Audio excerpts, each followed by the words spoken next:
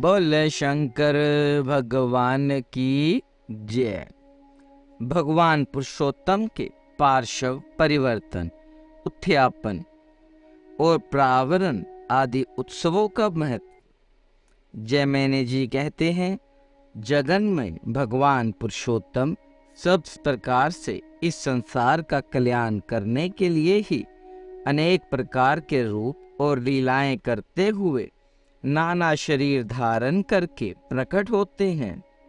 अहंकार के बिना कर्म का फल नहीं भोगना पड़ता। अहंकार से मनुष्य इस संसार रूपी कारागार में बांधे जाते हैं। बुद्धि और अहंकार से युक्त होकर मनुष्य जो कर्म करता है उसके अनुसार शुभाशुभ फल को पाता है। उन कर्म करने वाले मनुष्यों में जो सात्विक बुद्धि के रूप में लोग हैं, वे फल प्राप्ति की इच्छा ना रखकर मुमुक्षु भाव से केवल भगवान की प्रसन्नता के लिए ही कर्म करते हैं। उन सात्विक पुरुषों के द्वारा दर्शन, ध्यान अथवा स्मरण भी करने पर सर्वभावन भगवान जगन्नाथ उन्हें मोक्ष प्रदान करते हैं। भाद्रपद के शुक्ल पक्ष की एकादशी को जगन्नाथ जी के शयन गृह के दरवाजे पर धीरे धीरे जाकर उसमें प्रवेश करें और शय्या पर सोए हुए उन जगन्नाथ जी को नमस्कार करके अनेक उपचारों द्वारा उनके चरणों की पूजा करें। तत्पश्चात भक्ति पूर्वक प्रणाम करके गुहा उपनिषेधों से स्तुति करें। फिर निमांकित प्रार्थना करते हुए भगवान की करवट बदलकर उन्हें उत्तर की ओर मुंह करके सुला दे। उस समय इस प्रकार प्रार्थना करें, देवादिदेव जगन्नाथ, आप अनेक कल्पों का परिवर्तन करने वाले हैं। आपसे ही यह स्थावर जंगम रूप संपूर्ण जगत परिवर्तित होता है। भगवान, आपने स्वेच्छा से स्वीकार की हुई जागृत, स्वप्न, सुपुष्ट रूप चेष्टाओं द्वारा जगत का हित करने के लिए ही शयन किया है। अब इस समय करवट बदल लीजिए, क्योंकि जगत का पालन करने के लिए यह आपके करवट बदलने का समय प्राप्त हुआ है। इस प्रकार भगवान की प्रार्थना करके व्यंज और चमर ढुलाएं तथा सुगंधित चंदन का भाव उन भगवान के सब अंगों पर लेपन करें। तत्पश्चात स्वाद युक्त मिठाई, खीर, हलवा, भांति भांति के फल, अन्य स्वादिष्ट व्यंजन, घी के बने हुए पुए तथा तांबूल पत्र आदि सब सामग्री शयन गृह के द्वार पर रखकर भक्ति पूर्वक निवेदन करें। उस दिन यदि भगवान के स्वरूप का दर्शन हो जाए तो बड़ा भारी फल होता है। कौमुदी नामक महोत्सव के अवसर पर जगन्नाथ जी की पूजा करके उसी पूर्णिमा की रात को उत्सव पूर्वक नारियल आदि द्रव्यों तथा पिष्ठिक पिठी से भगवान विष्णु की पूजा करें। तत्पश्चात सवेरे कार्तिक मास आरंभ होने पर उत्तम व्रत का संकल्प ले शुक्ल पक्ष की एकादशी तक उसी व्रत के नियम से रहें। एकादशी आने पर सोए हुए भगवान जगदीश्वर को उठावें।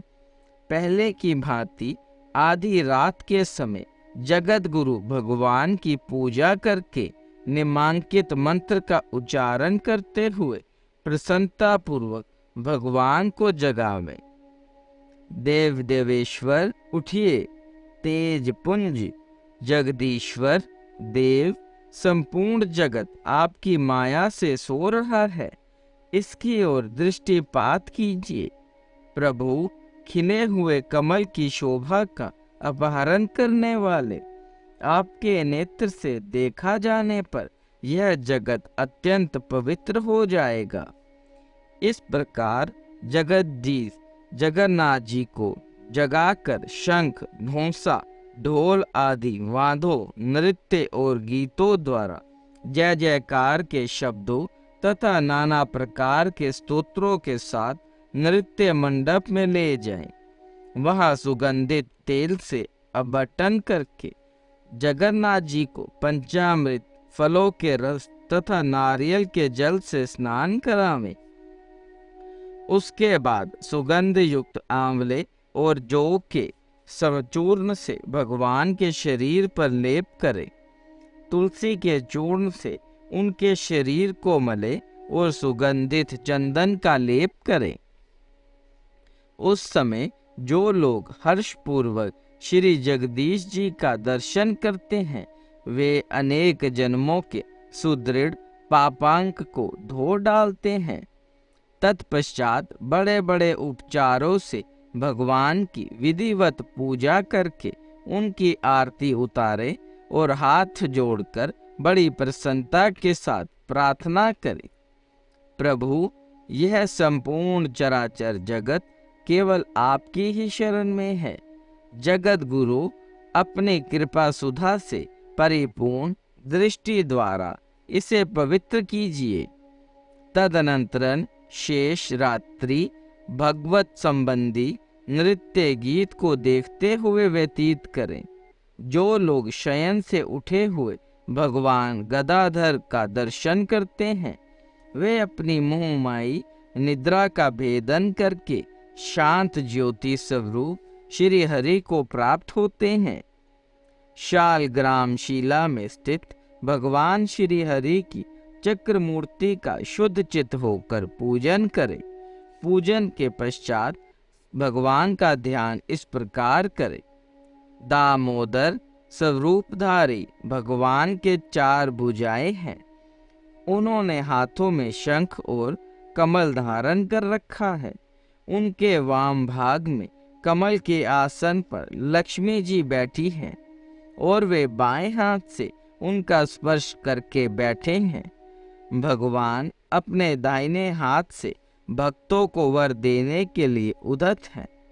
उनकी नासिका, ललाट, उनके दोनों नेत्र और कान सभी सुंदर दिखाई दे रहे हैं। उनका वक्षस्थल विशाल है। वे संपूर्ण लावण्य से सुशोभित हैं। समस्त अलंकारों को धारण करके वे बड़े ही मनोहर प्रतीत होते हैं। उनके श्री अंगों पर दिव्य पीतांबर शोभा पा रहा है।